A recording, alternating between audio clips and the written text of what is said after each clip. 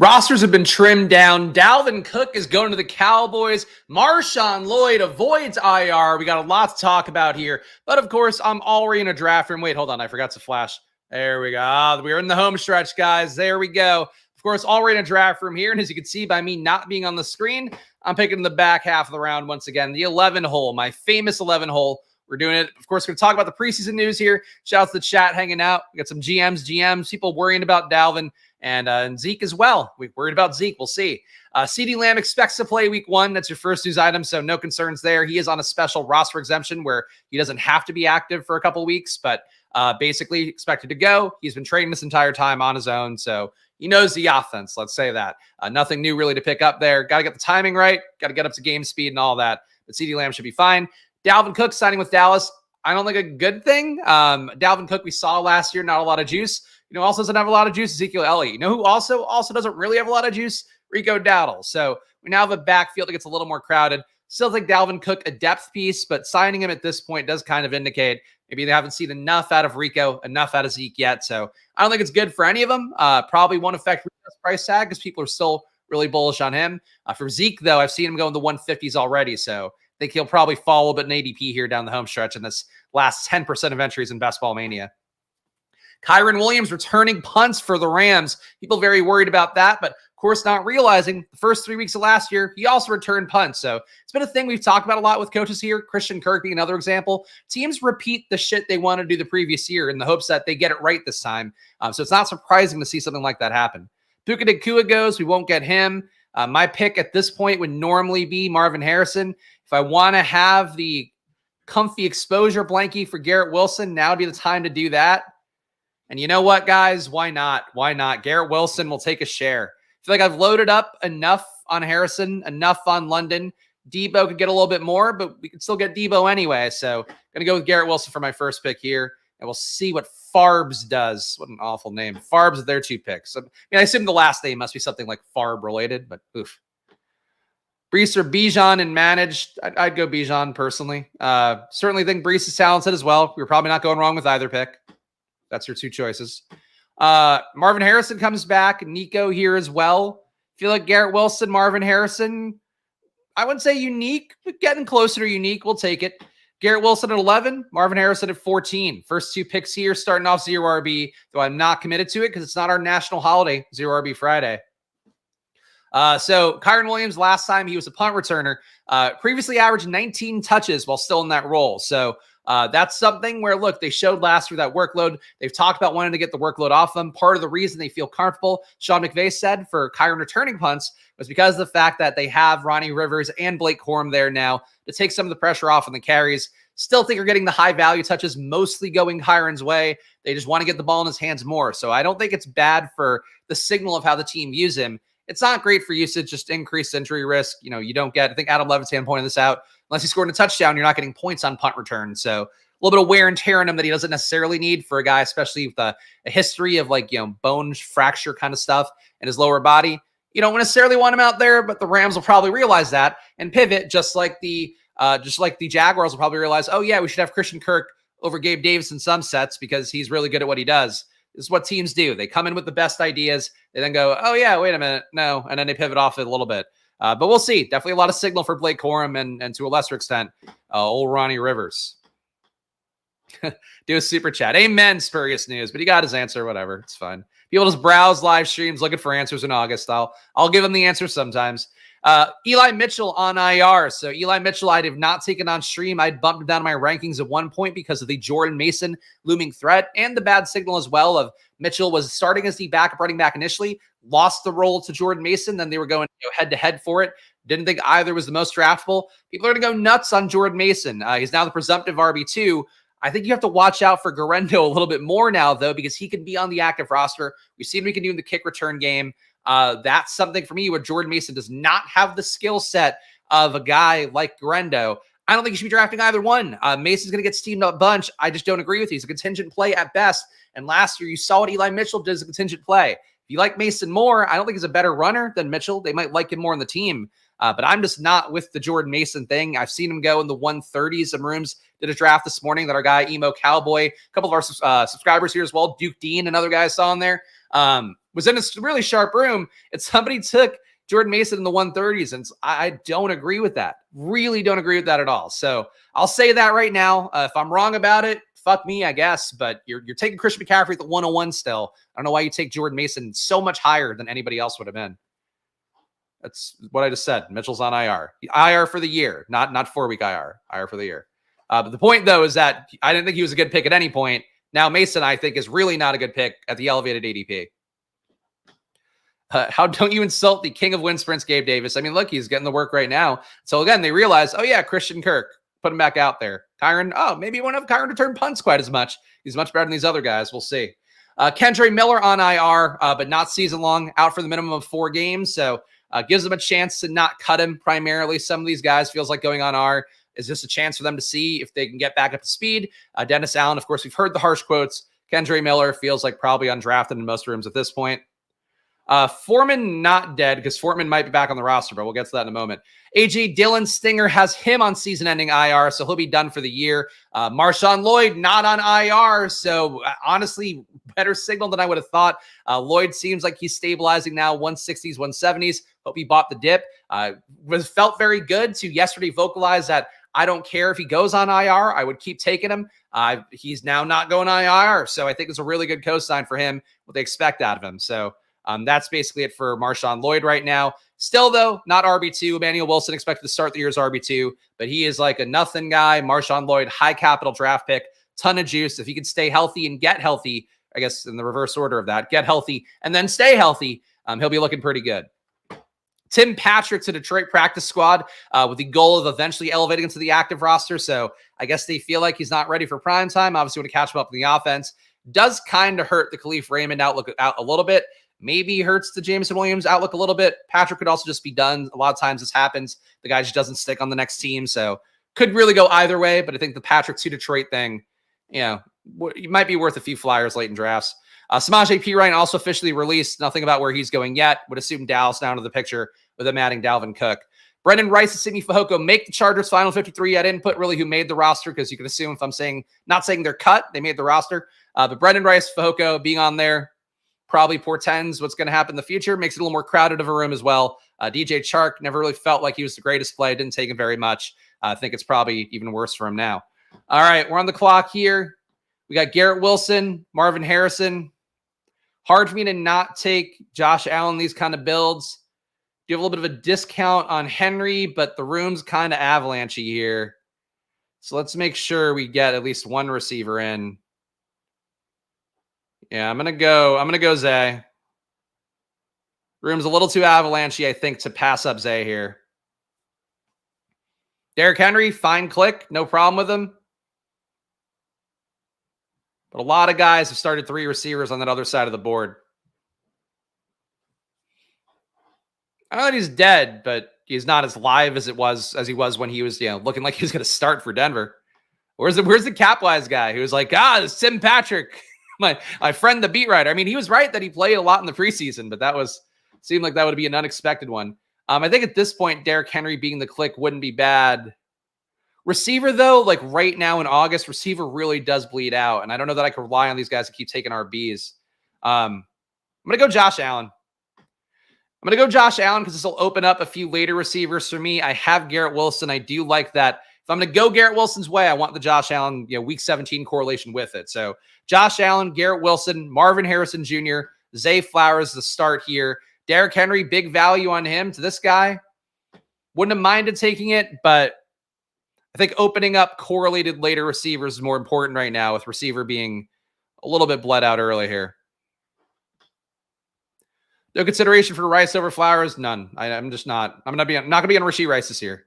I just think this Chiefs room gets more and more crowded, and I don't believe in the bet. I don't believe in the bet of a team that showed us what they were last year. New offensive coordinator comes in. They all of a sudden are passing at a lower ADOT than ever. I'm not buying in that all of a sudden they're going to let Mahomes sit back there and take hits and risk injury. I just don't think that's how this team wins. So I'm not in on Rashee Rice, and if I didn't take him in the 80s, I'm not taking him in the 40s. I can take him sometimes, but not like I'd rather have Zay. I'd rather have Zay legitimately like 7-8 times out of 10. Rashee Rice got his workload last year. He's a good target owner, and nobody else in that room is good. Now you got a room full of guys that are pretty good. Like I think that's sort of the main thing there. along with the fact that, again, that offense was not some, hey, let's stand back and chuck it offense last year. I don't know. I don't see it the same way everybody else does. You can default to the markets. I don't for my own portfolio's sake. Last of the news items here, or I guess maybe not the last, but we still got some more. Deontay Foreman cut by Cleveland. So Pierre Strong, the presumed RB2 behind Jerome Ford until Nick Chubb recovers. Another RB may be added or Foreman himself come back later in the week. So keep an eye out for that one. Despite initial rumors, though, Cleveland doesn't want to trade Jameis Winston. They do want to trade Tyler Huntley, but it looks like they're just going to cut him. They're also keeping Dorian Thompson-Robinson and Winston, I guess. But they came out refuting the report that they were going to trade Jameis. Apparently did not want to do that. They don't want to have DTR as the primary backup. We had Noah Brown released by Houston, so that's a tough one to see. Washington beat reporters keep talking about him being a potential target. If he were to come in, he would have really huge upside in that offense in a way that he had last year with CJ Stroud. Again, I think that Daniels and Stroud, in terms of being passers, very similar players in terms of what I expect them to do. So in terms of creating production for guys, spike weeks for guys, whoever's out there. I was actually going through some Jaden Daniels. I know. I was going through some Jaden Daniels game logs yesterday and trying to count because there's no database out there that's like, here's how many fantasy points this guy scored last year in college football. I was counting them out. Like, what did he score last year? Jaden Daniels had multiple 60 fantasy point games by DK point standards with no bonuses. I guess that would be the same thing on Underdog as well. So really do feel like for Noah Brown, if he goes to Washington, that greatly fucks up Diami Brown. That greatly fucks up Luke McCaffrey. It might even slightly screw up Terry McLaurin. So Noah Brown is one to watch because, again, beat reporters for Washington, multiples of them been like, Noah Brown, a guy to watch here. We'll see. He does get also hurt a lot, so that's the flip side of that. Jawar Jordan also waived by Houston. Bit of a surprise. Injury settlement because he tore his oblique. They're putting him on waivers. He'll rejoin the team on IR if he clears. But Jawar Jordan now out of the picture. So Cam Akers, safer. Damian Pierce, I think less safe than ever, but he's safer as well in terms of being that RB2/3, probably like a 2A, 2B right now. No idea. You like Jaden Daniels? I mean, yeah, to the point that I'm looking up fantasy box scores just to do the math, but like he had a 200-yard rushing game last year. Like I didn't look at it at that micro level, just kind of look at the overall season numbers, but legit 60 fantasy points in a game. This has got me a little excited with my 1/3 of my teams having Jaden Daniels overall. Jelani Woods placed on season-ending IR after surgery, so we knew that one was coming.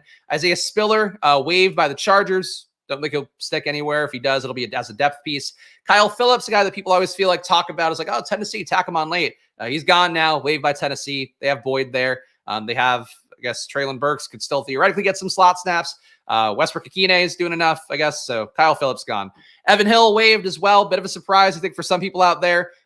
People like him. Maybe he could stick somewhere else. But Trey Sermon's back in practice as presumptive RB2. I think they kept Tyler Goodson as well, so he'll probably be in the mix for backup work if Taylor actually went down. I think that's mostly Taylor's backfield, though. I don't expect anybody to even have like a Zach Moss level workload last year. Cardinals cut Michael Carter. Kadarius Toney cut. Seemed like the tweet came from his PR people or his agent, but the talented playmaker should have a lot of interest. So people expect Kadarius Toney to stick somewhere else. We'll see. I think his talent's too big for somebody not to take a shot at him. But if the Chiefs can't get him right, I don't know who would. Honestly, Commanders, get him in the screen game. We can see. Justin Ross and Deneric Prince also cut. So a little bit better looking for Carson Steele, a little bit better looking for CEH as well in his recovery from his PTSD. Desmond Ridder cut, Clayton Tunes, the Arizona QB2, and Malik Cunningham and Russell Gage cut by Baltimore. So the room is wide open for Tez Walker to do nothing. We got that for us there. There's your news, guys. Gonna make a pick here, and then I'll plug. We got AR coming back, does nothing for us. Keenan Allen coming back is okay. Jaden Reed, Keenan. There's nothing to set up on either side, really. But I'll go Keenan. Ooh, that click was close. Almost set it up with Josh Allen and AR, which would have been fun, but not a good usage of draft capital. And if you enjoyed that news segment, if you got something useful out of it, guys, please subscribe down below. Hit the like button. Your engagements go a long way for me here because I'm just doing the work. Really, YouTube doesn't pay a whole lot. So I'm doing the work here for the love of the game right now to build the channel up, to reach new people. So support the show here. I'm a sole proprietor, just doing my work here on stream every day. And we could reach up for another receiver, which I think would be reasonable. but I am planning to try to get some Buffalo guys in a little bit. Pitts, elite tight end, doesn't correlate with anything besides passing up Walker or passing up London. I'm going to go Walker, though. Been really trying to be conscientious about getting more Kenneth Walker in. I think this build here, we have Keenan Allen, have a bet on Chicago a little bit. We'll make the Week 17 correlation with Kenneth Walker. We have Josh Allen, Kenneth Walker, Garrett Wilson, Marvin Harrison Jr., Zay Flowers, and Keenan Allen. Those are the picks. And speaking of picks, guys, oh boy, we're not done promoting. Have no fear. This is the time, guys, today, 8 p.m. Going to be doing a special stream today. Oh, you're going to love the photo. Me at a wedding looking handsome a couple years ago, looking nothing like this anymore. But go, if you want to be on camera today, as long as you're not the icon, you will be on camera today with me as I give my NFL betting picks. It's going to be streamed on the YouTube channel, but if you want to be in the room and be on camera today, it's your only crack to be on camera for Splash Play. You got to join here. I just put it in the chat. I will also put it in the pinned comments, but join me with our friends at Prediction as I give my NFL betting preview. And it's going to be basically just like an encapsulation of my takes. Tried to make it so it's something that still kind of went hand in hand with this stream. Even though it's going to be a different structure. And basically, I'll bring people on camera. They'll talk. You can ask questions. We can bullshit for a little bit. I'll try to keep it fun and light today, but 8 p.m. Eastern tonight, going to be doing that one. So I'm not a night content guy, so I'm going to do my best to perk up, be lively. They call it an interactive live talk show. So going to be really serious, I'm sure. It's going to look different, though, but it will be on the channel live tonight as well at 8 p.m. So if you just want to watch and not be on camera, you can do that. Or you can go and join the chat. Join the community. Your only shot here for the stream, before the year ends. Thank you, Foozy, or Foozle. I feel like making me feel bad. 100 watchers, only 14 likes? What kind of loser is this? Who would... What are you even doing this for? You big idiot. Stop streaming. Go get some more likes. Thank you, Foozle. But yes, please hit that like button. Don't shame me in front of our new friends. A picks coming up here. Possible we do 2 drafts today. I'm not sure. Am I competing against anybody today? Can somebody tell me that? That also will help the decision-making a little bit. This is a BBM number 1. Where do we have it on the board here? As is number 138 for me. So what is that in terms of my personal fill? Like 90%? 138 divided by 150. Is my 92nd percent entry filling right now in BBM. So we're going to max it out, guys. The fill rate overall is at just a little over 90%, if I had to guess. And 91%, just shy of that for BBM right now. So you got time. It is going to affect the show schedule because I think basically the way I'm viewing it is I'm going to assume BBM is done before Labor Day, which means I have to get my 200th draft done this weekend with on drafters no matter what, I think. So that's how it's looking. I'm probably not going to be able to stream my 150th BBM unless I do it for Friday, which is possible. So I'll see how that goes the next few days. Putting in 10 entries before Friday might be tough, but possible. Let's see. Oh, chat's going. Tap that spag ass. Thank you for that. Look, I was very hunky at those points. Now I've given up on life. Now I have a toddler, and I feel like I have a cold generally every day. I don't have anything to live for. And I'm also in the Philadelphia area, which, by the way, no disrespect. My wife is always like, oh, there's so many hot girls at the gym because I guess the college girls like go to her Lifetime Fitness or whatever. Like don't stalk her. Don't go to that Lifetime. But yeah, like basically, like she's like, oh, there's so attractive people. I fucking walk around here. I'm sexy by the standards of the greater Philadelphia area here. And that's not doing it for anybody. 1140 here. Curtis Samuel's been coming down a little bit. Would like to keep the light on for him. This is a tough spot, man. I'm going to go Aaron Jones here. Feels like he's fallen in rooms lately. But again, I'm going to try to be taking 2 Buffalo receivers coming up. So I don't want to overload on receiver and take a guy like Jameson Williams now with no real correlation besides a little week 16 for Chicago. All right, we got to go up and get Curtis Samuel now. If we're going to get a double stack of Buffalo, was really hoping that we might get Keon Coleman back, and it just doesn't happen. Keon Coleman, I'm like flat with the field on, and I just cannot time him lately. He goes 77 here, which is the usual ADP. It's just on the line for me. Team so far is a 1-2-5-0 here. This is going all right. We got Josh Allen as our elite QB, Kenneth Walker, Aaron Jones, Garrett Wilson, Marvin Harrison Jr., Zay Flowers, Keenan Allen, and Curtis Samuel. So we got our Buffalo Jets game stack right now, technically, and we'll see what we do with the rest of it. 5 receivers in the top 90 picks. We're in that safe zone as well. Top 100, of course, being the thing to do. Got 1 week to drop 7 pounds before Vegas. Brave, what do you have to look sexy for the ship chasing squad? I need to look really handsome for all these guys we're going to draft fantasy football teams with. Who's my go-to round 7 wide receiver? Probably Christian Watson or JMO, the most, Deontay Johnson. To me, JSN's now been going to the 60s in every room, so I think you got to go up and get him. But I like JSN. I would like to get with the field on JSN because as I mentioned a few times, I think Seattle this weekend, them, Tennessee, and I also keep forgetting to mention Carolina. Those 3 offenses showed me like, oh shit, they're going to look like what I think they should look like. And I think to me, JSN was maybe not the big winner of that game. I thought Metcalf, his usage was like, holy shit, he might go for like 1,500 yards and 15 TDs this year. For JSN, though, it's going to be a lot better than he had last year. And that's kind of all you can ask for a young guy on the upswing. And, a lot of 11 personnel hopefully keeps him on the field. Okay, Adam with the AI something quote of the day. Don't worry that children never listen to you. Worry that they are always watching you. All right. It's almost ominous when you put it like that. The children of the corn are watching me. Haven't seen Watson or Deontay in the 7th of the month. I feel like I see Watson there all the time. I mean, Deontay will go, you go 73, 74. But you're right. He's mostly in the 60s as well. Watson, though, I feel like it's kind of fallen in a lot of rooms where he regularly goes mid-70s, late 70s. We're in this time of year. Our guy Tyler asking, why take wide receiver instead of RB early? Because you can find more RB value later on. We talked about here, we got Kenneth Walker. That's still early for even when I'll take RBs sometimes.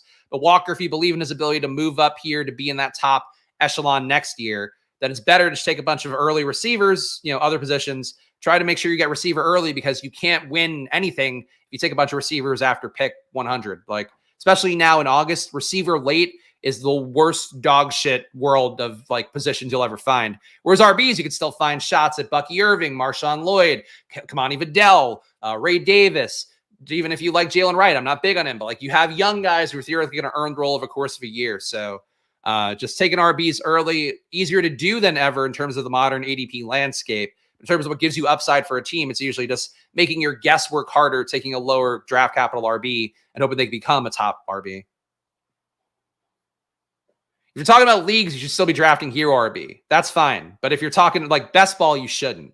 For your leagues, you should be doing like 1 RB up top, maybe 1 in the first like 3 rounds at a minimum. I would say honestly first 2 for a home league. But like best ball and home leagues, you shouldn't view them the same way. I know it's like a thing that people do. Obviously, I have in the video fantasy football draft, but like they're just different games. Like you learn about positions and what big upside is, but for like a 12-team league, even a 16-team league, you shouldn't be playing it like best ball. Take RBs early there for sure. Even I would agree with that. And good for Adam. DK is your highest owned player in the first 3 rounds. I like to take. It's not a Georgia guy either. So you're crushing on both fronts. But yeah, look, I think DK to me, player that we haven't seen the full ceiling for him, but he's been good enough for multiple years. And I think the issue is really the offense kind of capping his ceiling. If he's what Rome Odunze was last year in that Washington offense, he's going to smash in the NFL this year. Like that's it. Bad fall for Joe Burrow. I didn't realize Leone's in the room too. So we got Leone here. He takes Joe Burrow at 103. He does have Higgins with that one. So a Burrow-Lamar team for Leone. Yeah, so here you can see a guy, sharp drafter, who's taken an RB first. Certainly made sure to get, well, he didn't hit 5 in the first 100 picks. So Leone's team might be dead. The data guy doesn't take 5 receivers in the top 10 pick or top 100 picks. Unbelievable. Downside's obviously clear with Christian Watson, but I don't think people realize how high his upside is. I feel the exact same way. Him getting hurt again would suck, but he's really the only guy in that receiver room that has can give you 20 points a game kind of stuff. We have a 1-2-5-0 here. We got sniped on Khalil Shakir, which sucks a little bit. We're going to have to go with the Curtis Samuel single at this point. Jonathan Brooks, nice little value. I can absorb him because Kenneth Walker and Aaron Jones will carry me through his injury time. This guy's got a lot of receivers, so I think I'll get Lockett back no matter what. So I'm going to go Jonathan Brooks here. And again, this is the goal here. If you're taking Jonathan Brooks, I think this price point works for him. It's possible he could fall to the 120s over the course of the next week. That BBM's open. I guess really more the next 5 days. Might be hard for him to fall that much, but you can sometimes see Jonathan Brooks in the 120s in rooms, I'm sure. That said, I have Kenneth Walker, I have Aaron Jones, I have early season production. I can absorb Jonathan Brooks better than a team with a bunch of young guys late. That's sort of how I feel about that. So happy to take Jonathan Brooks, but I think it has to be smart in construction, as it probably always should have been.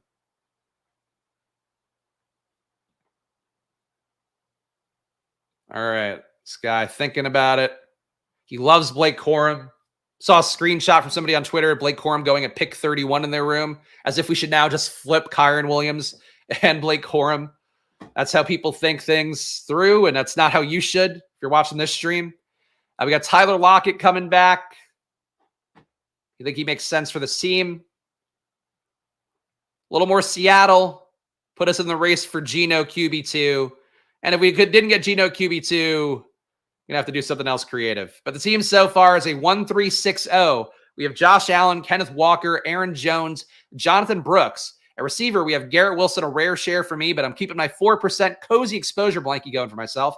Credit to the ship chasing guys. Got Marvin Harrison Jr., Zay Flowers, Keenan Allen, Curtis Samuel, and Tyler Lockett. And no tight ends yet, so we're going to have to make that part up. But really important, I feel like it's always important to get receiver early. I feel like right now, unless you're willing to have Greg Dortch as your wide receiver 5, he's okay as a 6, but unless that's where you want to go with your teams, really need to prioritize getting 5 receivers in through 100, 6 in through round 10. You got to make sure you're getting receiver early because all the plays that are known now are coming up. Khalil Shakir went at 94 here, granted to an unbadged guy, but they're all up. I've done enough drafts in the last week or so that I feel like the receiver market right now has changed so much. If you're trying to get anything with any certainty, any projectability, you got to make sure to load up early. Yoni's definitely thrown off his game, but he saw that Spags in the room. It's sure the second draft I've incidentally done with Leone on the air. But am I taking him to school right now? Yeah, I think so. I think we can all agree. He's got Lad McConkey. I'm crushing him. Speaking of, people with Kyren bags will say it's anything. People with Corum bags will say he's getting Cam Akers getting Akers. I don't think that's it. Cam Akers is also a malcontent, and they wanted him off the team before. So I would not compare those two situations where they clearly love Kyren and have spoken the world of him. But let me see where I am with it. I think I probably have more Corum. Yeah, I've been taking Kyren enough. He just never aligned in a pocket where I want to take a running back, which is still the primary thesis for everything I do. And Corum, I've got 7%. So, all right, I've won the Blake Corum, Kyren Williams debate, I suppose. Kyren's a hard click for me to not have because he really outperformed every metric I have. The Spags score that I do, which is basically here for my rankings during the offseason, I rank things by hand. In season, I just use data points where I combine EPA metrics, target earning metrics, deep ball metrics, red zone targets, stuff like that into one number. And last year, Kyren Williams was right there with McCaffrey on the top of all the RBs. So I like Kyren. It's been not great signal for him the entire summer, to be honest. In terms of just getting, 80% of the workload, I think we're now looking at he's maybe getting 60 to 66% of the touches. And then you're seeing Ronnie Rivers and Blake Corum take, the other 2/3, 1/3 of that. So seems like a not great scene, even though he still has the same upside. He could give you 2 touchdown days, 5 catches, whatever, but he's going to give you some down days because there's just enough guys. If God forbid those guys were in the red zone, he's going to be a little bit fucked because part of his big upside last year was just he was getting fed red zone touches. He got fed. Where's we at? Kyren got 4.6 red zone rushes a game, 1.1 red zone targets a game. He also got 2.7 rushes inside the 5-yard line and 0.3 targets inside the 5-yard line. That's elite level red zone usage that only he and McCaffrey had, really. Nobody else is really even close. That's the workload you don't want to see go away. That's where he becomes a much less valuable play. Brock Purdy falling all the way back. Of course, we got nothing Niners related, so it does nothing for us. Never a bad time to go Dalton Schultz. Just backdoor Brock Purdy at this point. Fucking 131 for Brock Purdy. I don't want to do it. It's not a good move. It's not a good move, I don't think. Fuck it. Fuck you guys. Fuck this room. Fuck August drafting. I'm taking Brock Purdy at 131. It doesn't make any sense. This is like, he can't go at 130. This is not correct. I'm going to enforce it on the room here. Sorry to these other idiots. Farbs, fuck off. Fucking Purdy, 20 pick discount for what? What did he do? He hasn't done anything wrong. We got a little bit of Baltimore here with Zay Flowers. I think we can go Dalton Schultz and justify that. Decent spot for RB to get an Austin Eckler type, but I would like to get tight end going here. Let's do that. You're ready to learn Ricky Peary? I mean, like, honestly, I guess if I just fucking take him naked at this point, I just don't care. I'll take a Detroit player late. Maybe that's the move. It's unbelievable. Did the same thing with the Josh Allen start and unstack Purdy at 132. I just, at a certain point, it's disrespectful. If you guys want, like, who's the Debo drafter? Let's see. All right, the Debo drafter. Yeah, Farbs is the Debo drafter. Oh, so I did snipe him right in his fucking face. He thought he was getting the discount of all discounts, and instead, he got fucked. Sorry to Farbs. I guess I don't feel bad about it. It's August. Tough shit is what I'll say. Ayuk over here. So the Ayuk drafter already had 2 QBs. Kittle drafter was over here. Would have probably no, they have 2 QBs as well. So really the only guy who would have made sense to take Purdy would have been Farbs, and he didn't get a shot at him. Tough scene. Boy, I'd be mad if that happened to me. I'd be pretty fucking steamed. At least he only had a single, though. Oh, but he did have a little Jameson Williams bring back as well. Tough scene. Sorry, Farbs, if you're watching. Next beer's on me when I win BBM, thanks to my unstacked Brock Purdy. Fantasy card, yeah, is it coming my way? Have you watched Charles, you've been here all summer for the most part. I think, if anything, I'm owed several hundred snipes on other people. I'm owed taking unstacked Jared Goff left and right. I'm owed a lot of things by karma already, so I think we're okay. I think we're still in the black.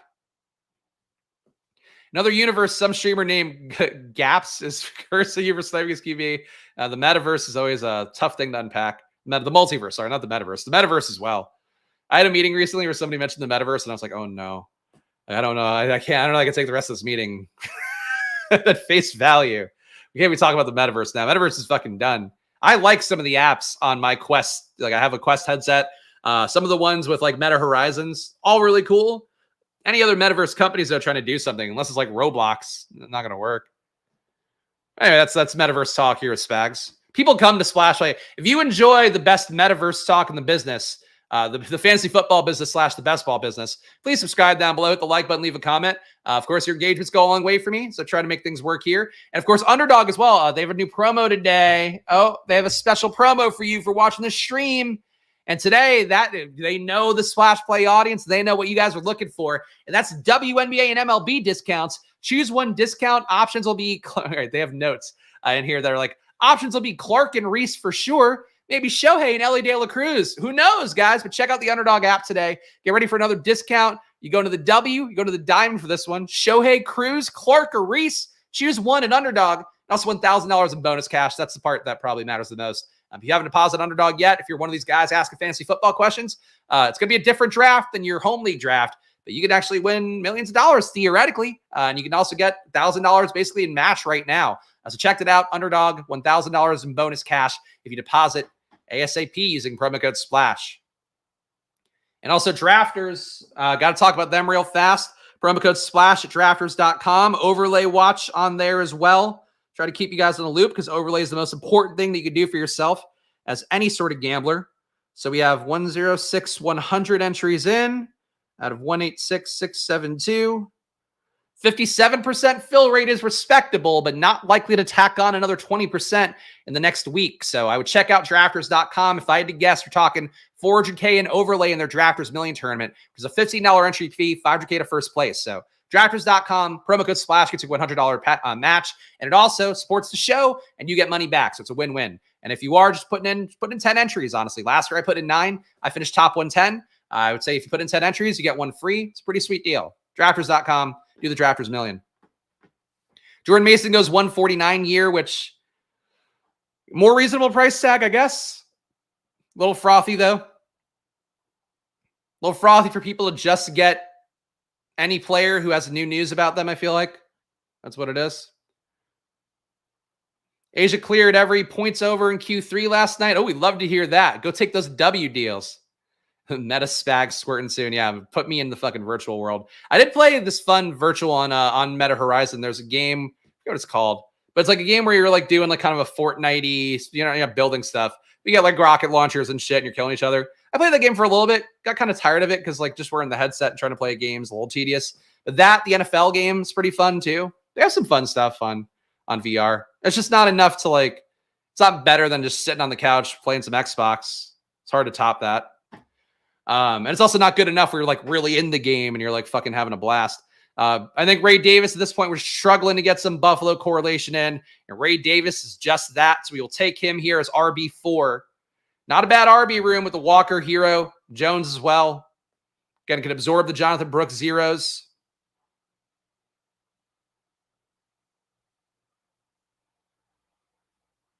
Need to think about stacking up Brock Purdy at some point in our lives, but I don't think that point is right now. I think Bucky Irving makes sense for this team. At this point, I guess we're out of the Geno business, but Noah Fant would still make sense for this team. This is tough. Bucky's a nice pick. Would correlate, would give me Oppo on Brooks. All right, Bucky's got to be the pick here. Nice to see Bucky getting closer to where I think he should be valued with a 160 ADP, but he should be in the top 150. Why are we steaming up Jordan Mason and not Bucky Irving? Like, okay, I know. We love the Niners. Niners are going to be a great team. They're going to score a lot of points. They're going to be in the hunt to win it all. They have an 11.5 point over-under for their win total on the year, as you'll hear me talk about tonight at 8 p.m. on prediction, and as well as on this channel, my betting preview. But Bucky Irving, man, he's RB2, and he's RB2 with likely some work coming his way. And Mason's RB2 with, like, you're hoping for the best role ever, but McCaffrey's going to fucking push through every injury. That's what he does. As best he can, at least. Too much enthusiasm for Jordan Mason, really. Bucky is strong contingent value. How about Justice? Justice Hill's going to take the snaps that Derrick Henry doesn't already, which is basically the same thing Bucky's going to be for Rashad White. Lad versus Trey Franklin battle of the death in the metaverse. I mean, Vlad's going to get the better run out to start, I think, over the course of a season. We were saying week 17 points. I'd consider that bet. In the metaverse, especially. DK is only 71% filled. I mean, I don't give a shit about that. But yeah, there's probably some overlay there. But honestly, that overlay, so DK overlay, also a good thing, obviously. But really, the overlay for there, you're just getting a shot to advance to the playoffs more. Whereas like in the drafters overlay, it's just more money you get. So just the pure ROI of it all, like, even though I'm not an advertiser for DraftKings and I am one for drafters, the drafters EV is more important because it's just live money that comes into your account, basically. Like if last year I would have finished normally, let's say that tournament had filled, my team probably finishes top 250, maybe even top 500 instead of top 110. That's what that overlay does. Whereas for DK, it's just like, oh, cool, you scraped by a team that maybe isn't good anyway. Maybe it is, and scraping in is what wins you $1 million at the end. But you're also just as likely that you just get wiped out in the playoffs because your team was like, the best third place team around. Oh, your real battle? I mean, okay, fair enough. People think RB backups will get the same points as RB1 if they go down. That's true. I mean, look, the cautionary tales of Eli Mitchell last year was a guy took the bet on a good amount because I just didn't want to do the McCaffrey bet up top that often. Tried to play the Eli Mitchell route. Didn't work out at all. The year before that, tried to play the Nyheim Hines route with Jonathan Taylor. Jonathan Taylor actually gets hurt, misses a few games. You know who didn't fucking get any appreciable increase in what they're doing? Nyheim Hines. In fact, he got hurt pretty fast. He had one shot to win the role, didn't, then got hurt, then lost the role to, I think, Deion Jackson was that year. It was awful. So contingent plays, to me, they got to actually have a role Like Braylon Allen, I think actually has a role, which is part of why I don't think Breece Hall is the greatest first round pick in the world. Like Braylon Allen, if he's getting 5 to 8 touches, at least that's something. Jordan Mason's probably not even getting you 5 based on McCaffrey's usage last year. And, the hope was that it was going to be what it was when McCaffrey first came into the Niners, where they were ramping him up. They let Eli Mitchell come in. Mitchell was taking some goal line work, taking, 10 touches a game. That was a real role. What was there last year for backups was dog shit. It's just you're hoping McCaffrey goes down. So I just don't get, like, those plays, I think, to me, are one of the lessons I've learned where it's like, I don't want to chase those plays, especially at high ownership. I don't think they work. When you see the line is that at this point, like minus 1,000. It's too late to make a trade barring something colossal falling apart. It does seem odd it's taking this long, but it is a big money deal. And I don't know. The one hope would be that the CeeDee Lamb deal is to somehow fuck it up, but I assume they knew that's where that would go because most people, I would have thought that's where CeeDee Lamb would land. Similar amount to Jefferson, but less guaranteed. And I guess maybe got a little bit more up front. Yeah, full season overlay, definitely ideal. I mean, that's just basic gambling stuff. It is also a very convenient ad for drafters, but that is just legit knowing gambling a little bit. Used the headset once. I was a bird and died flying into the Eiffel Tower. That was enough for me. It's fun. I don't know. I think it's fun. It's just, it's not all the way there. All right, boys, look what we got coming back. Oh, we got 2 options here. I mean, this guy wouldn't take Pearsall after already getting fucked on the other bet. But I'm also just holding my arm up because I'm really thinking about this. I would like Justice Hill because we have a little bit of Houston-Baltimore going. But Pearsall, I think we got to take at this point as a value. Pearsall, come on down. We got Brock Purdy stacked. We did it. The goal of the day was just to get Brock Purdy stacked up a little bit, and we did that. And now we get Justice Hill back as well. Could also take a tight end and see if Justice Hill falls further, but I think this price point for Hill feels pretty good. Not sure we really needed RB6, but we got to cover for Jonathan Brooks early, so we're going to do that. Team right now is a 2-6-7-1. We have Josh Allen, Brock Purdy. We got Kenneth Walker, Aaron Jones, Jonathan Brooks, Ray Davis, Bucky Irving, and Justice Hill. At receiver, we have Garrett Wilson, Marvin Harrison Jr., Zay Flowers, Keenan Allen, Curtis Samuel, Tyler Lockett, Ricky Pearsall. At a tight end, we have Dalton Schultz. So I think we're only going to get one more tight end coming back because I think I have to take one more receiver here. But that's how it's looking right now. But 2 more picks coming up. I think everybody agrees. We've taken Leone. We've grabbed him by the head, and we've gone, nah. I mean, he's probably worn out. I think he did a high-stakes stream with Davis yesterday head-to-head, so he couldn't handle. He wasn't ready. I'm sneaking up on him. Throwing some jabs. I do know how to box. I just don't want to punch my mic for real. We gotta move. We're bobbing and weaving. We're throwing a crisp jab and hitting our microphone and probably making an unpleasant noise. That is a likely possibility here. 112 totally would have sniped me. That's what I figured, and I didn't think it was worth it. We got what we wanted out of it anyway. Ha ha ha! I fucked that guy over, and I paid no penance for it. Suck a dick, nerd. Contingent players need to have some talent upside. Well, that's the other part of it, too, is like, okay, so let's say McCaffrey goes down, and Garendo keeps doing what he's doing, shows burst. They just had success with Raheem Mostert, who was just a pure track dude anyway. Like, if that happens, I think that Garendo is going to ice Mason at some point, or at least take some work away pretty much immediately. And maybe that makes Mason valuable. Now we're talking about contingent play on a half workload who might not be the best back for them to have this year. I don't know. I don't think it's good. I was bobbing and weaving on Purdy. That's true. And then we got him stacked up. Made it all worthwhile. Got a Josh Allen stack. Got a Brock Purdy stack. Seems not like, it's not like my ideal, most fun kind of team, but we're building good teams. Charles is catching up with me now. All right, who gets a bump with Dotson gone? Brown, Luke. Right now would be both those guys. Olamide as well, theoretically. But it's nobody's role. Like, it's nobody's guaranteed role. And you still could add a Noah Brown there that would upset things a little bit. But the good news would be that Noah Brown probably wouldn't take over slot snaps. He would just go outside. So he would hurt Diami Brown pretty bad. But maybe wouldn't hurt Luke McCaffrey quite as much. Talked about that one up top, Andre. Don't think it's that deep. Last year he had 19 touches a game when he was doing punt return. So let's say he gets 15 to 18 and he's still getting high value stuff. He's fine. The big concern is just him losing high value stuff. He had the most red zone work in the league besides Christian McCaffrey last year. You just don't want him to lose that. Kendrick Bourne getting drafted 17th. Don't know that I'd do that. I took Tyquan Thornton as a bring back to a Charger stack in a draft I did this morning. Don't know if you want to do that either, but I think that's a better bet than Kendrick Bourne. Because Tyquan can show out in that role in the first month. I don't know that he will, but like he could show out and then ice Kendrick Bourne, who's coming off an ACL, and as a guy that they would like to play. But I think if Thornton finally hit, they'd be stoked to play him too.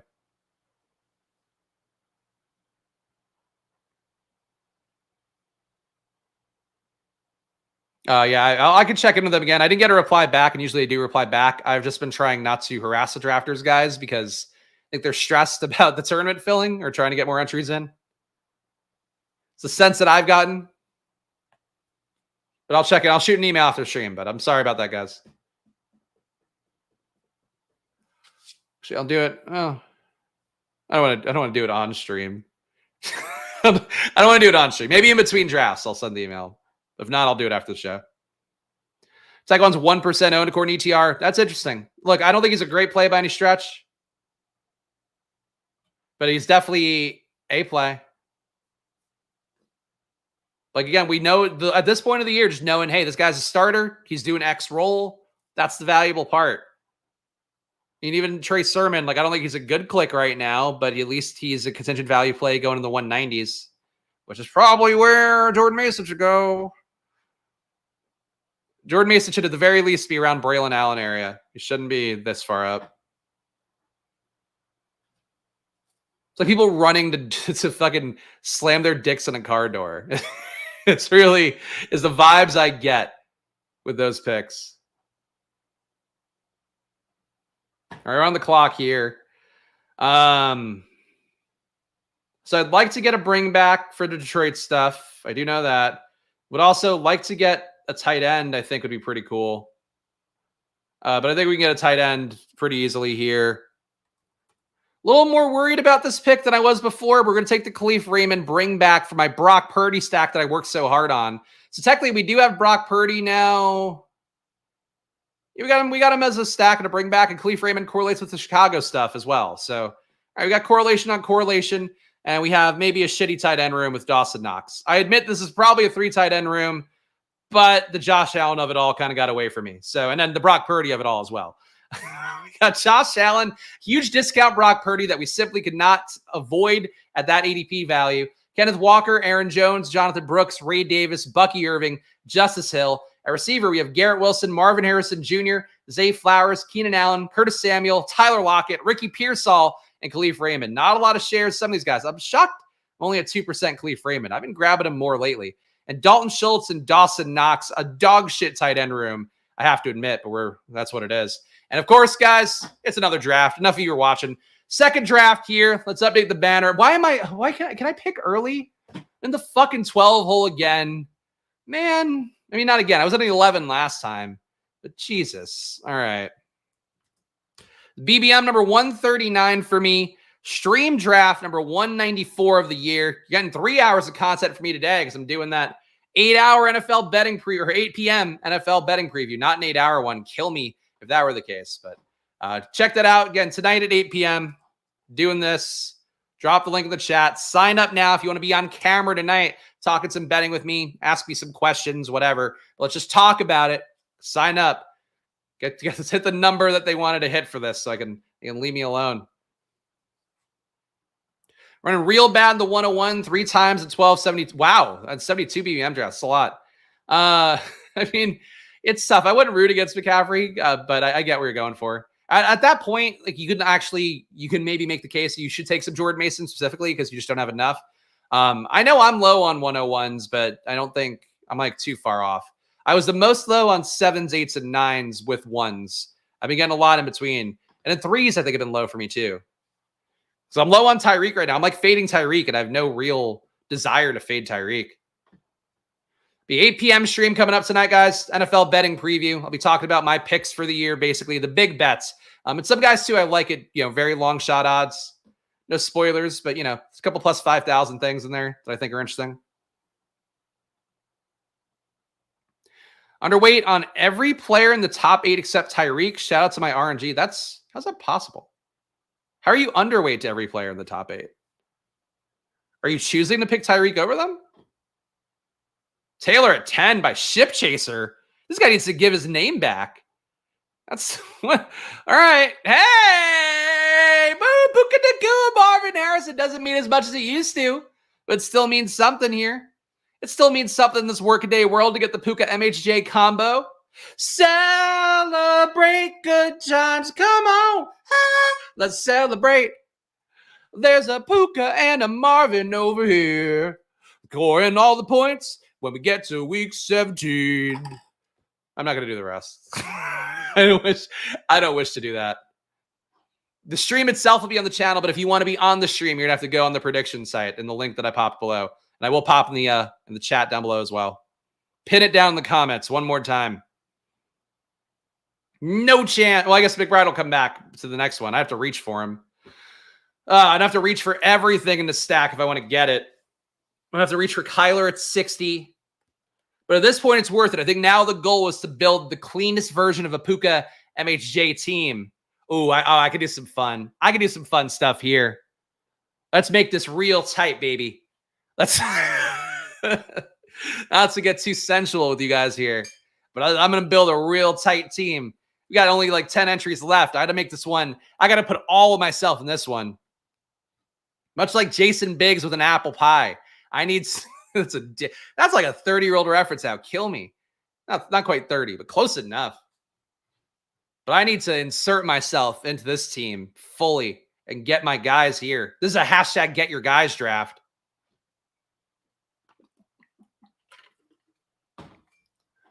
I don't know about Wood, but I think at this point, having carte blanche to go and get some combos that I like that maybe I haven't gotten cleanly enough yet, that's where I'd like to be. This guy saw the Kyron punt return news, and he's like, sweet, more punt return touchdowns coming Kyron's way. He takes Kyron at 21. Yikesy, yikesy. 12 spot makes it get your guys draft a bit easier. Yeah, because you could go like, he wasn't coming back. Like, that's always good logic for sure. Way overexposed, picks 9 to 12. I mean, yeah, so am I. But it's okay because you get all these receivers. Everybody's like, oh, the 1-2 turn receiver is the worst. There's a lot of guys that have credible cases for how they could be maybe not wide receiver 1 on the year, but be, you know, top 3 receivers on the year, I think. It's hard to say. I wonder if Biggs did his own stunts. Just out of the love of the game. It's like, I just need a reason to fuck this pie. And he did it. 3-4 turn wide receiver stink. I think that's more fair. I mean, I liked the Tank Dalzay combo. I was doing that on the regular for a while, but I would agree they do stink a little bit more. Cooper Kupp fell to 29 this stream, which I feel like I've not seen in a while. August drafters have loved Cooper Kupp. They've gone, oh no, down year last year that happened to coincide with a rookie having the best rookie year ever, emerging on the scene in a major way. He's probably going to bounce back this year. That's basically the logic that people have had for Cooper Kupp. And I have no issue with Cooper Kupp. I'm low on him. No real issue with him. But man, I don't think the bet for Cooper Kupp was ever one that should have been too frothy.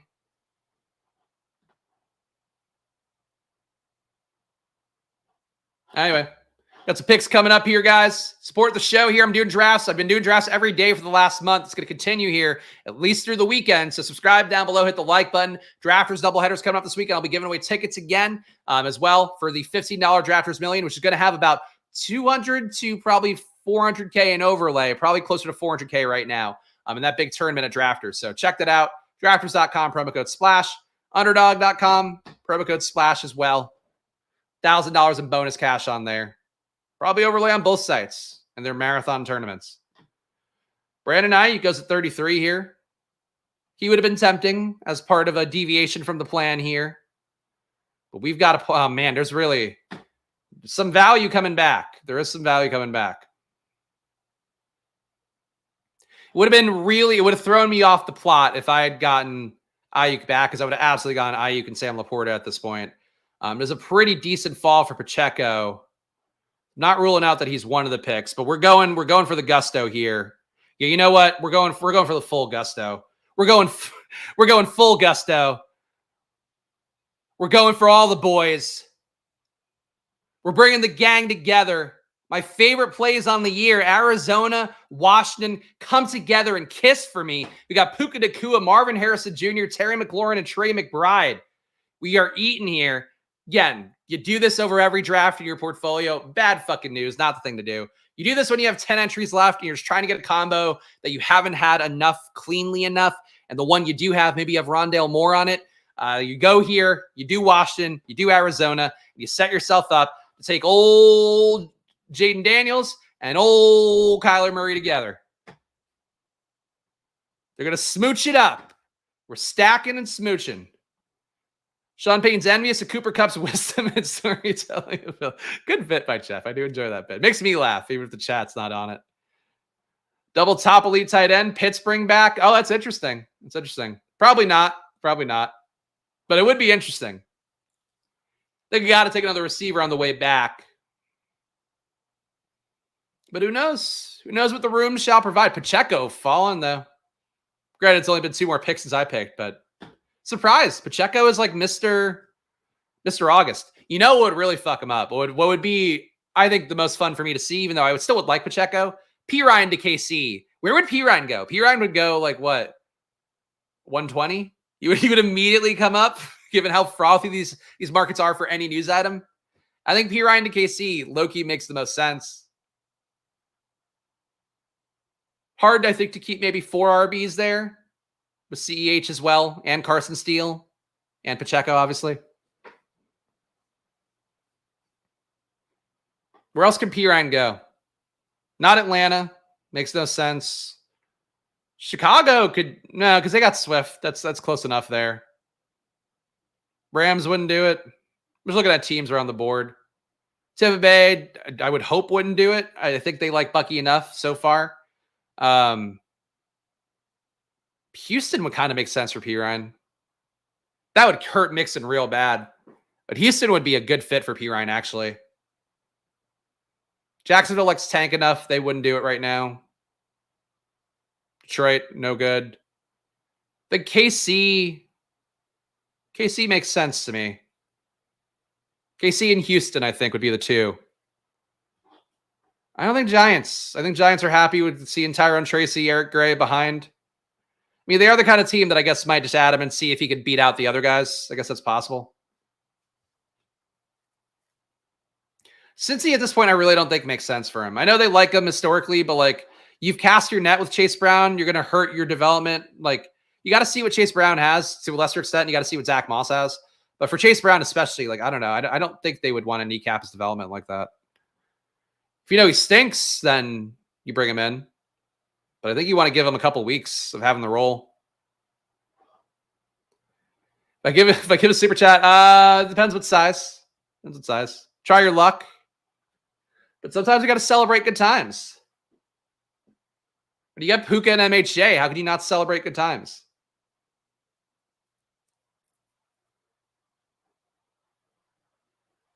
We already squirted. There we go. Yes. We've been squirting for a while here. Squirting in draft number 2. BBM number 139. To be 11 left in BBM before we max it out. Haven't gotten whatever packages they're sending to people. I don't know if anybody else has. They're sending something to people who maxed last year. Our girl Hope Bishop reached out to everybody. Our gal, I don't know what's the less pejorative. Because you say guy, I don't know, girl or gal, had reached out saying like, oh, what's your address? We got this, we're giving everybody max BBM last year or something. I haven't gotten it yet, but I never got a cactus for the last time either. So I don't know. But I want to know what my special prize is. Is it something I can show off on stream? Is it pie? Is it a shirt?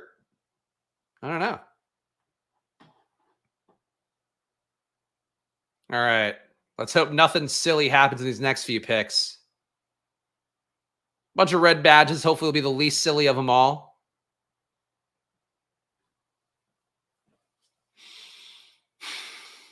This is going to be a tough one, guys. This is going to be a tough one. This board stays as it is. A shirt mixed with a cactus. A cactus shirt. A very uncomfortable shirt that pricks you over and over again. Mixon goes. All right, what do we got here? CMG. All right, so Pitts does come back. I do think that the double elite tight end with this game stacking is kind of fun, and I'm going to have fun. I'm all about fun. I'm known for my love of fun. Chicago stack would also be pretty good. The receivers at this point are fine.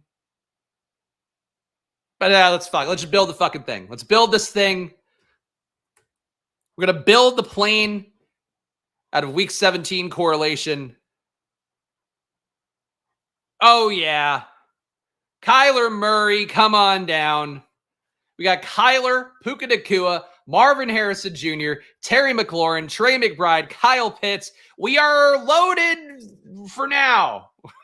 We are loaded for now. It's a weird build. We're going to make it work, though. Kyle and Kyler going back-to-back picks in alphabetical order. That's true. That was not intentional, but good for the OCD, the OCD havers out there. David Montgomery goes 62 here. All right. RB frothy. Anyway, fun team. You don't want to have 3 receivers through 6 rounds, but it is a fun team. And we're going to have to take our QB again at the next rounds. That's going to make it tough. I mean, that's the goal. We're building a dream team. We're making dreams come true for me. This is my Make-A-Wish team. Right? And the discount, I mean, like, the thing is, like, I have to pay VIG for my Make-A-Wish. Like, I have to take these guys 12 picks early at the very least. But we're doing it. It was unlikely Kyler was coming back to 84. Even though this room where I'm the only one with Arizona, if you're ever going to push Kyler, it'd be the room to do it. But we're trying to build the perfect team here. So I'm just gonna fucking do what I'm gonna do. But this room, AR going to 67, probably was a room where Kyler had a shot to come back to 84. You would just had to survive this this quadrant of non-badgies. I feel like if he had gotten through all these guys, I probably would have been clear to get Kyler at 84. But we're not taking that risk on draft number 139. Exactly how to have fun at the 12 spot. Okay. I hope so. I mean, I hope it'll be fun by the time it gets around 18. No way Kyler comes back. People like to take Kyler unstacked or just rushing upside. His rushing upside came down a little bit last year, too. He's not as much of a rusher as he was back in the day. It's going to happen to anybody as they're getting older. Could have been the recovery from the injury as well, from the knee, but he did run less. Sometimes he run last year. Kyler ran 4.9 times a game. Negative 0.03 EPA per pass. Actually, 0.2 EPA per rush. He was still adding value at the run game. 15% avoided tackle rate. He's no AR. But who is, besides Jaden Daniels? Stroud going 75 to the guy with Lamar. That's so stupid. This guy took, oh, that's a bad one. So he took Lamar with Henry. He then takes Stroud, who has the same bye week. He is killing it. He killed his team here. So you're going to be going as the Lamar drafter against the Andrews and Lamar teams. You're going to be going against the Lamar and Zay teams that are now more common. You're also going to be going against the Lamar with Houston receivers combos that are going to be really common. CJ Stroud going unstacked adds no value. Really bad unbadged pick there. And again, and he still has to take another QB if he wants to have points at QB in week 14. That is a combo of bad stuff. Now, I've taken Lamar and Stroud together like once or twice. It's not my ideal. Even 2 week 14 guys. I took like an AR Lamar team recently, I think. And I took a third QB on top of it because like the values are too much to pass up. But like unstacked Stroud just does nothing for you. Not that you need to know everything about drafting, but no badging. Tough scene. Yeah, I get doing the double week 14 QB buy, but you then have to be prepared to take, the third QB, and also like doing it with no correlation is just the worst time to do it. Especially for these two guys, like everybody's got Lamar stacked up with something, everybody's got Stroud stacked up with something. All right, so we're completing the stack. Jaden Daniels, come on down. It's gonna be one of the picks. Now I need to think about what I can do on top of that. I do think to steady up the receiver room, Hopkins or Addison would work. Going RB. Really nothing here at RB we need.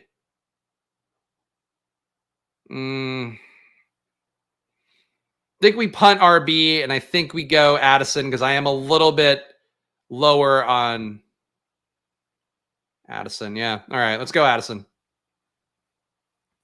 Wide receiver 4, Jordan Addison here. We could still get to 5 receivers through 100 if we go that direction.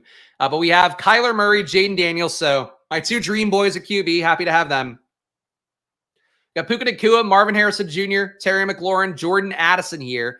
And I do think Hopkins would have been an equally valid pick, but I'm going to go the younger guy who I have a little bit less exposure to because I just want to get these guys pretty even, being the range that they're in. Kyle Pitts, Trey McBride are the tight ends. So look, we got to make it up at some positions. There's going to be some logical correlation coming up in a little bit. We got game stacks already. Not going to add a third QB on. We're doing okay. This team is fun. No RBs through 8 rounds. Tougher in 2024 than usual, but it is fun. But yeah, I do like Hopkins, though. Don't take me passing on Hopkins here as a co-sign against him or anything. But he's older. Addison's younger. Addison's a big play guy. I think we have enough projectability here with Puka, MHJ, McLaurin. I think we're shooting for upside. I think it's time for a sip. I think I've earned a sip of water. I don't think I've taken any of this entire stream. And as I always say here, it's so important to hydrate. That's I always talk about structure, best ball, being in touch with football news, keeping up with things, understanding how teams work and all that. And then right behind that, I say, very important you hydrate. Keeps you looking young, relatively. So anyone change their strategy in single entry contests or just try to play it close to ADP? I think you should play it relatively close to ADP, but structure probably gets a little bit different. Maybe a little more hero RB up top. You're still trying to play for ceiling, but I think you want a little more median projection in single entry. And still good structure and stuff. Frankly, in single entry, well, I think you get overstack in single entry because you just want to give yourself a shot to hit. Like, oh, this team comes together. They all beat out their ADPs. I think it's kind of more like how I think a couple of years ago, maybe it was last year, Osmo had won a tournament, one of the big single entries in DFS, and he had won it by like making a 6-man game stack. Because in a single entry, like you just want to give yourself a shot to like you're basically making like a bigger target to hit for yourself in one particular situation. So I think team level bets for a single entry would be kind of the same thing, where it's like you're trying to hit the nuts on one outcome, and you can afford a few guys that don't get there all the way because the fact that you hit on the one guy as being a part of an outlier team helps a little bit more. But I don't know. I'm not a big single entry player. I like having a little bit of optionality because ultimately for me, in any DFS sport, I feel like you're always going to be like one thing away, and trying to at least have an alternative that might have that one thing is appealing to me. Especially in DFS. The single entries in DFS are just like so fucking hard. Like the red zone, all those ones, just it's like the sharpest field possible. Basketball probably a little bit less sharp for a single entry. Oh, man. Let's give one more plug for this stuff coming up tonight, guys. 8 p.m. I'll put up the photo again so you all can mock me. But also, at the same time, think about how handsome I am. Tonight, 8 p.m., we're doing my NFL season betting preview with my full name here. Because, I always go by Spags as a nickname. I then give it my full name. But this is the branding here. Prediction. Drop in the link in the description. It'll be in the pinned comments as well. Come hang out if you want to be on camera tonight at 8 p.m. because I'll be bringing everybody on who is not my draft stalker at 8 p.m. tonight to hang out, have some fun, talk about betting. Give me your takes as well. Anybody who's coming on, I want to know your big take. We'll do that. You consider Schultz an elite tight end. You shouldn't.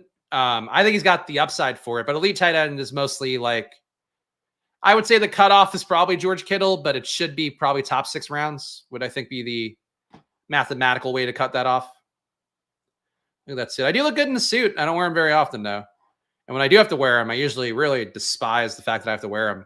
But it does feel nice to wear a suit. I feel like if you look at yourself and you go, better than wearing like I'm dressing like a bum. I'm going to say better than wearing an Underdog shirt. Cool to wear an Underdog shirt, too. But, most days I'm just wearing shorts and a t-shirt.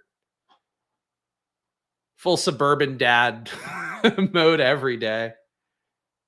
Especially work from home suburban dad. All right, we got a lot of RBs coalescing together here. Big fall on Zamir White.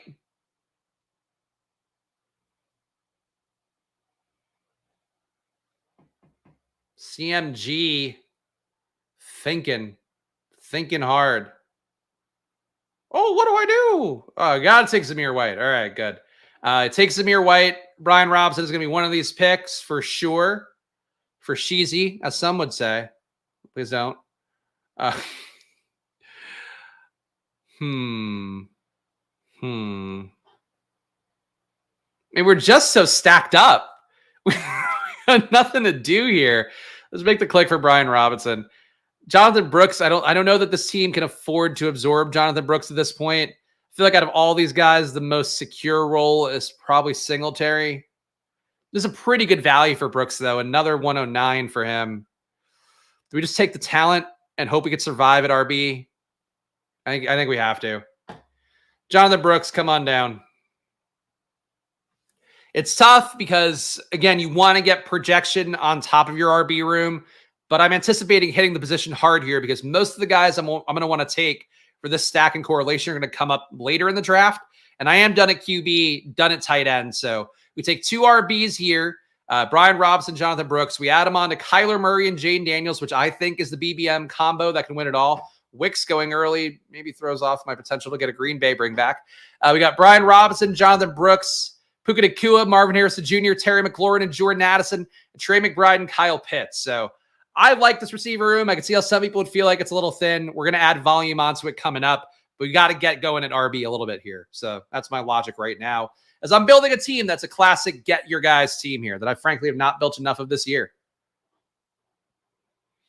This is a serious thing, dude. I'm not trying to, I'm not. And also, no, I don't want to support people's like addiction, mental illness stuff. Generally, no.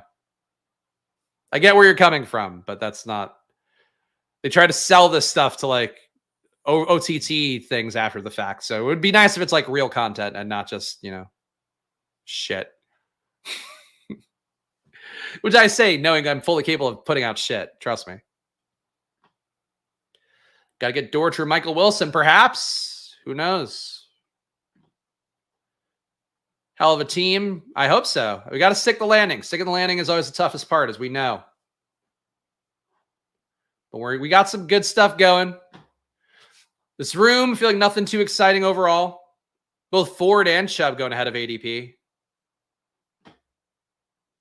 Still Team Jerome Ford. His price tag has gotten nowhere. His price tag has held the same for a while now. In that period where he was in the 130s and I was just gobbling Jerome Ford up. Love him as a pick in this range. Rico Dowdle not suffering for Dalvin Cook at this point, which is so odd. Like Zeke falling in rooms. I get that people are going to go, Zeke and Dalvin Cook basically the same play. Rico's still the same play as these guys. Just because he's younger doesn't mean he's like a better RB. Nothing analytically he's shown is that he's a better RB. He's just younger. J.K. Dobbins or Hubbard for early season production? I'd probably go Dobbins. You have a better shot of having that production all year. But neither's a bad click, really. People love to hate Adele. You meant to say Zeke. People do love to hate Zeke. It's true. I mean, and I get it. He's an older back. But out of all the older backs who played last year, he was one that earned targets and earned touches and was competent in fantasy. So he didn't die on the vine like Leonard Fournette did. And frankly, I think he was better than Kareem Hunt was. Kareem Hunt had more of a touchdown hound kind of role, but in terms of like an overall back usage, Zeke actually got some touches and got like kind of decent overall usage. So he at least roped Bill Belichick and his dying embers into being a believer in him. So I think the Cowboys can do the same, given that they already believe in him good enough or well enough. Ford Bet's looking at they only have 2 RBs on the roster. I did mention it earlier. They're probably going to either bring Foreman back or add somebody else later in the week. Apparently, we're just trying to get the roster down for now, and they're going to make a move later on. But yeah, for right now, Pierre Strong, RB2. Probably a good sign for his health as well. And like the stream, says Donnie. Yes, please listen to our guy Donnie here. Hit that like button, subscribe, do all those things. Goes a long way for me as I'm just showing my gambling here on stream. And Ty goes at 128. That's batshit. What is going on here? People really needed tight end and receiver. All right, potentially some decent clicks coming up. which I'll close off the screen. Not to get too excited about maybe getting some nice correlation coming up. Woo-hoo-hoo-hoo. You can see my fingers moving playfully. Gus Edwards goes at 130. Discounts at RB right now for sure. I don't think I'm going to get any back.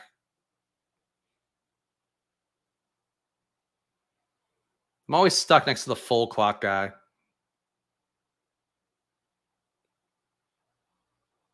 I'll tell you, CMG, you need a QB, you need a tight end. All right, he didn't do anything that affects me here. So, bit of a fall for Brandon Cooks. I think Mooney, though, has to be one of these clicks, no matter what. Get a little bit more at receiver in. I also do think that going Eckler could be interesting here. Michael Wilson going up and getting him would increase the Arizona bet a little bit more. I think let's just stick with B-Rob for now. Only 2 RBs is kind of tough. But let's get the 7th. Or yeah, do we really need a 6th receiver right now? Fuck. Let's get the 6th receiver in. 6th receiver in. Fucking gonna have to figure out RB. RB is gonna be a tough one. We have a 2-2-6-2. I think I could have gone Eckler and Robinson together and hope they share production. Chandler would have been okay click as well and would have maybe set me up for Marshawn Lloyd later on to try to corner the RB market in that Week 17 game. I think it was a tough call for me here, but I do think Wilson gives us more correlation at receiver, even though it's maybe hard for all of Harrison, Wilson, and McBride to hit together. We're making the bet today. We're going to make the bet as good as we can. So that's what we're going to do. All right, so Kyler, Jaden is the team right now. RB, we got to get some values, hopefully, at the back. I think at this point, we might be able to. We got B-Rob, though, Jonathan Brooks right now, Puka Nacua, Marvin Harrison Jr., Terry McLaurin, Jordan Addison, Darnell Mooney, and Michael Wilson. And a tight end, Trey McBride and Kyle Pitts. So just didn't get great RB value back. I think we had to get these guys. Do we have a Mooney Wilson tune to match Puka and MHJ? Unfortunately not, no. They don't correlate specifically, and that's not as fun as getting Puka and MHJ. That combo, I couldn't get that combo for 80 drafts. Now I'm getting it, enough. Deontay rejoins Browns at some point. It's possible, but it's not guaranteed. It's possible. Chandler before later is nice. I agree. I have that combo a good amount. Spears been dropping in drafts a lot lately. I guess the fact that Pollard got the first run with the first team is enough to make people do that. I think Spears is still a perfectly good play. Honestly, Spears, that one player, he tried to hurdle 2 guys and then stood on top of them briefly. And that was the last play of the game where they're like, you need to get the fuck out of the game, man. I thought that was a really fun play. So IJ's capable of fun stuff. He's still a guy who's missing, ligaments in his knee, but he's still a fun player. Now some round 20 dart throws at RB. There's still guys I could take late. Like we still have my Justice Hills, my Tank Bigsby's, who I think have roles, but more contingent value. I'll be fine. Marshawn, happy to buy the dip on. We'll get there at RB. Certainly a little thinner. I know people out there, you watch an August stream, you're coming in, you're thinking about your redraft leagues, and this is a really thin RB room. And you've also watched, maybe if you're watching best ball streams only, you're like, that's a pretty thin RB room. It is, but we can survive it. This is just more like a traditional 0 RB team than anything. You're not getting used to be that 0 RB teams would be like, you don't really have guys who have guaranteed roles. Now, if you start your 0 RB run in round 7, you're getting a bunch of guys who are legit starters with touchdown equity. So this is more like the traditional one where you're just cobbling together lottery tickets and hoping X amount of them hit. Who needs ligaments? If you don't have them, you can't hurt them. Sure. Definitely don't. You want your bone just rubbing up on each other all day. That's the goal. Unlubricated bone. I'm sure the name is somebody's punk rock band as well. Unlubricated bone. Bully tight end always creates depth holes like you told me. It's true. Yeah, SCL Bree, one of the guys who's been doing team reviews, of course, by joining down below for $4.99. If you want to get reviews in down to home stretch of BBM, some of your best teams, your favorite teams, things you have questions about, it's a good way to do that by joining down below. because the review program, this is the last year of doing it in its current construction. So get in while you can. If you're a current member as well, get in your reviews. Been knocking them out in batches lately. So staying on pace here within 24 hours. Looks like a Jordan Mason team. I don't think so. I don't think anything's a Jordan Mason team, really. Would have been a good Ray Davis team, but he doesn't come back. Dag nabbit. Surprised Jordan Mason hasn't gotten drafted yet, though, to be honest. Given how frothy that's been. But we got some boys. We got dem boys. We got some dudes we could take. Thank you, by guy D. Owen. Spags reviews will legitimately make you a better drafter. I appreciate that. It helps me feel that, helps to hear that, honestly, because like it's been a lot of work, man, to do these team reviews. Like it doesn't seem like a lot, but I do try to give like real feedback, and I have to look at it and think about it and think about, you know, what might actually help and how people will respond to different feedback. So I do appreciate hearing that. Hope it helps. Last year we had 2 top finishers in the community, top 10 finishers. Hopefully one of you guys does it. All right, so we got some RBs coming back, which is perfect for us right now. McLaughlin, Bucky, both guys who have roles. I think at least McLaughlin's projectable right now. Early season Chuba, I don't think is the move. I think we're playing for week 17. Yeah, Bucky here. So we got 4 RBs in. We're getting there. We're getting there bit by bit. We're climbing, clawing back in at RB. And we have some late receiver targets that I can add on top as well that I think will feel pretty good. So that helps as well. Shouldn't say as well that many times. We have 2-4-6-2 here. Kyler Murray, Jaden Daniels, Brian Robinson Jr., our hero RB, Brian Robinson build, Jonathan Brooks, Jaleel McLaughlin, Bucky Irving, Puka Nakua, Marvin Harrison Jr., Terry McLaurin, Jordan Addison, Darnell Mooney, Michael Wilson, and then Trey McBride and Kyle Pitts. So we're hoping tight end makes the flex sometimes, I think is how the team feels right now. But we're hoping for big upside for these guys. I do like my top 4. Mooney, I think, has upside. The talent for me, you know, not my favorite player in the world. I think he's good enough.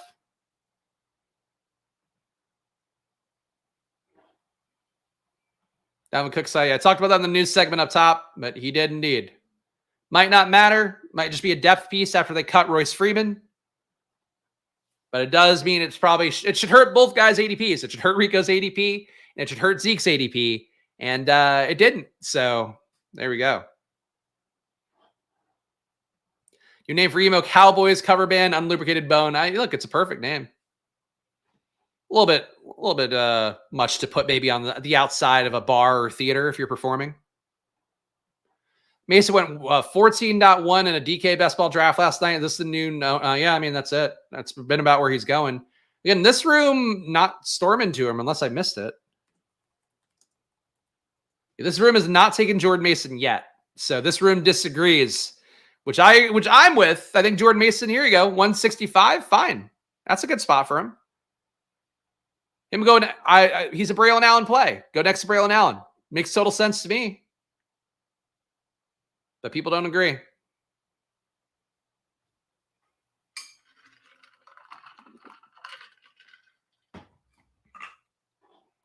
Are the no sweat tokens out for Underdog? Yeah, it's another thing they have going at Underdog, which they're supposed to launch yesterday. Marshawn Lloyd goes. That'd have been a nice little bailout with our Addison correlation. But yeah, no sweat tokens out now for Underdog, I guess, according to our guy Justin. Basically means that you could place a bet, and then if you miss it, you get your credit back, and then you get to use them occasionally. I don't know exactly how they're giving them out, but I think we're doing an official launch day probably coming up soon. They were supposed to launch yesterday. Now they're out. So you got to update your app too for Underdog. But check it out. Promo code SPLASH. No sweat tokens, some deals. Again, the WNBA and MLB discounts we talked about earlier. If you want to bet on Shohei, Ellie De La Cruz, Angel Clark, or Angel Reese, or Caitlin Clark, both of them combined, you can do that now in Underdog as well. So some deals going into this week at Underdog. Trying to get people in here down the home stretch. Promo code SPLASH. If you have deposit Underdog as well, again, chase that overlay on drafters. Likely $400K to $500K in overlay coming up on drafters. So use that promo code SPLASH right now. About 55% filled on drafters. They're $15 entry fee, $500K to first place tournament. And just because there are less people in that tournament, it's easier for you to get the big prizes up top. So that's the big way you win right now. Take advantage of overlay for real. As opposed to other things where overlay will just get you, more entries into the playoffs. Gives you more money. So check it out, drafters.com. Promo code SPLASH, $100 deposit match. There we go. We're plugging. Oh, how we've whored in this hour and a half. We've been doing some good whoring. Some good drafting, some good Horan. Maybe even Greg Dortch coming back. Who knows? World's our oyster.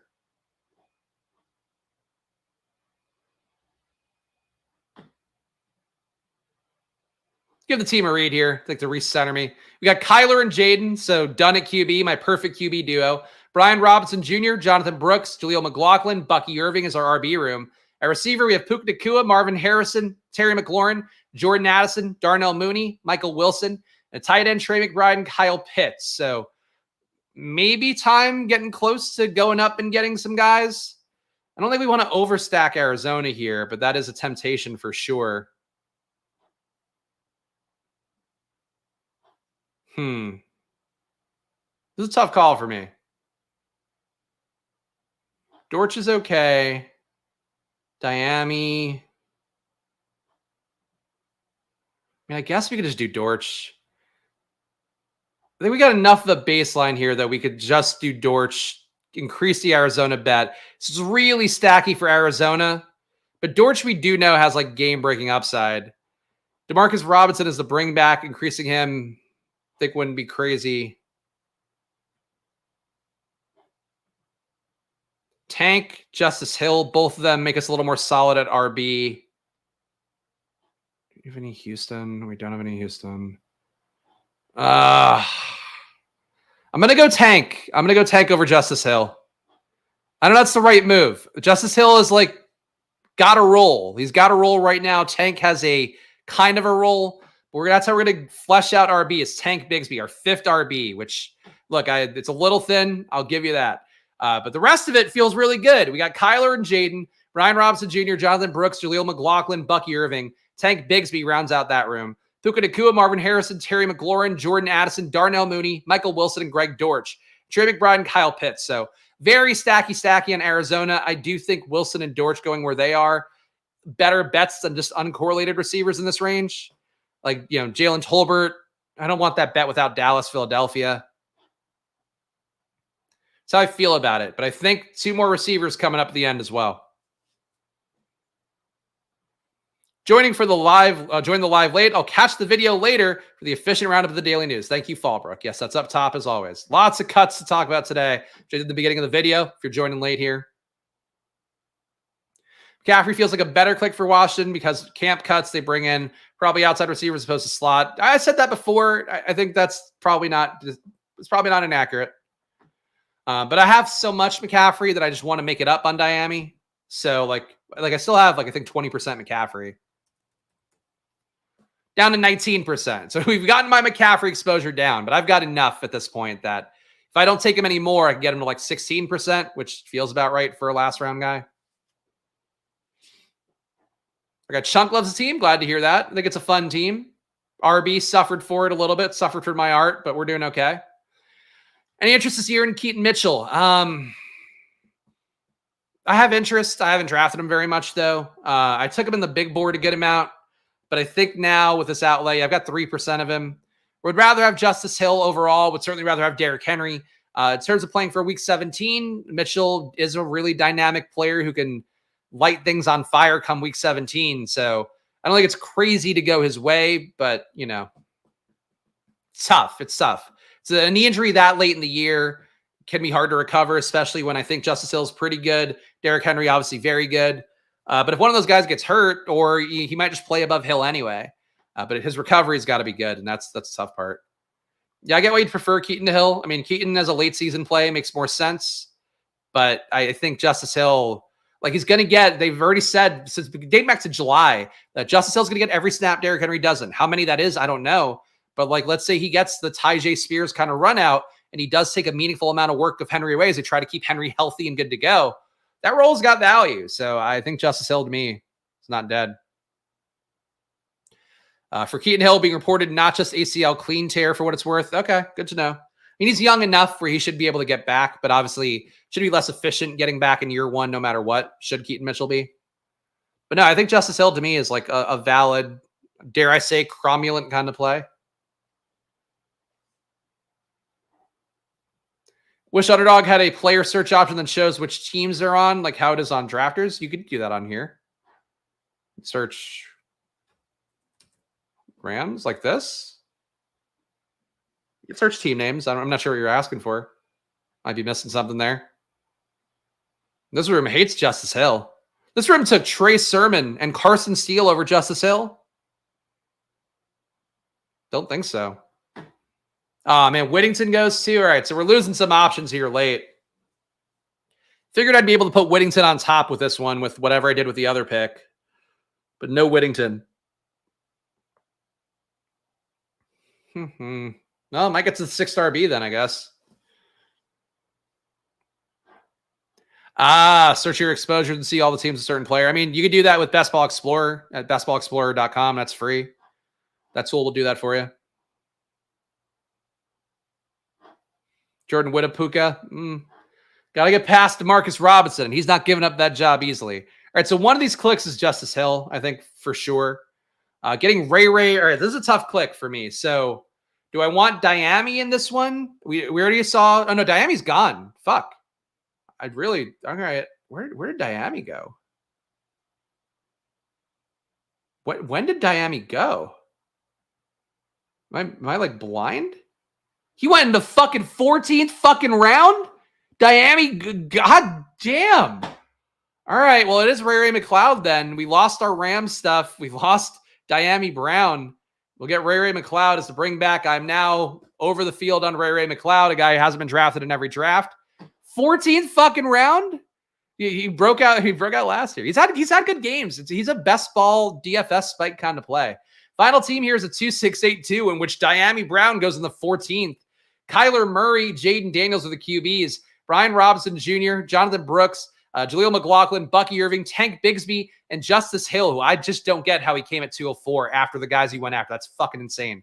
Puka Nakua, Marvin Harrison Jr., Terry McLaurin, Jordan Addison, Darnell Mooney, Michael Wilson, Greg Dortch, and Ray McLeod. So we game stacked the shit out of LA and Arizona and Atlanta, Washington. And we have Trey McBride and Kyle Pitts. So I reached for my guys. I did some stuff here. It's a little bit different. Felt good about that one. How high is Corum getting drafted today? He was in the late 120s here for this particular room. So nothing too crazy. Plugged in Ravens guy here. First down penalties by the new O-line will have Justice more involved than most think. And this line has been a struggle. Linderborn getting no reps. All worrying. All right, there you go. If you're a line play slut, that's what you got for yourself. Guys, it's been a fun 2 drafts here. I got my home stretch here. Going to have drafts again every day at 11 a.m. down the home stretch through this weekend. So stay tuned here. Use promo code SPLASH at Underdog, $1,000 deposit match for that. Of course, on draft as well, the $100 deposit match. Use promo code SPLASH on there as well. Big chance to overlay, likely 400K-ish. Going to that Drafters Million tournament with $15 entry fee, 500K to first place. So basically the first place entry fee is going to be like comped, which is kind of a crazy amount of overlays. Check it out at drafters.com. Promo code SPLASH. Today as well. Fuck, I should pull it up one more time, right? Oh, you guys, you make fun of me one more time. No, this tab. All right, there we go. 8 p.m. NFL betting preview. Be on stream with me today. Drop the link in the chat. I will drop it in the pinned comments as well. This is going on at 8 p.m. It will be live streamed on the channel as well. So if you just want to watch it, you can. But if you want to be on the stream tonight, go ahead, click that link right now, and go sign up immediately so you can make sure you get in because it's going to be a limited amount of spaces to have people on camera tonight. But please join that one tonight at 8 p.m. for my NFL betting preview. Follow me at Chris Spags. Follow the show at Splash Play Pod. Hopefully some more fun stuff coming up announcement-wise for me in the next few weeks. I'll be back tomorrow with another draft no matter what. So I'll see you guys then. Enjoy your days. Thank you to all the fine folks as well who support the channel. Enjoy your days. Gamble responsibly. Money time. And good luck. Bye-bye.